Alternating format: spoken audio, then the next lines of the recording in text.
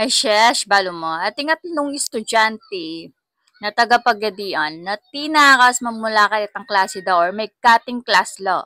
So ngayon yung milyari ka, wag ken ng dalan, mag-drive yung motor, yung metong karela, may walan lang preno. Ngayon itang sasakyan dang motor, may sabal yaking metong abale.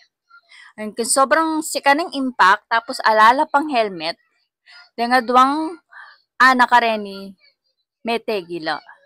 So, nanong aral tamo kening milyari ngayon. So, dapat kayong kayanakan. Pagkabalo da rin pengari yun, no, nilog kayo kayong eskwela, lumub kayo kayong eskwela, na kayo mag-cutting class, kasi iyo balo no na naman disgrasya o kapamaka na malyari kaya kayo kayong kilwal. So, di ba, isipan mo na mo, rin pengari yung isipan da, tsu kayo kayong eskwela, mag-aral kayo mo sa lese, patang kayo mag-cutting kayo, kayo malyaring makanini sitwasyon, di ba, masakit ka rela yung panamdaman da, itang mawalan lang anak dahil mukit ang kapasawayan nyo.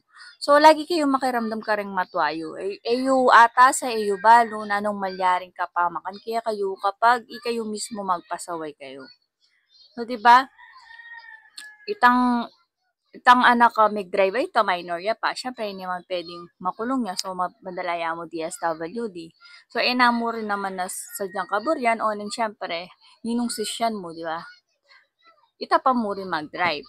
So, sana'y kayong kayanakan, isipan nyo pang masalese, bayuyugawan. Kasi, masakit, potang, atyo nakakitang punto, mo na abawi. So, life is too short, pero, kailangan pakaisipan yung mayapsal, hinggawan nyo, baka nita, kayo may pahamak.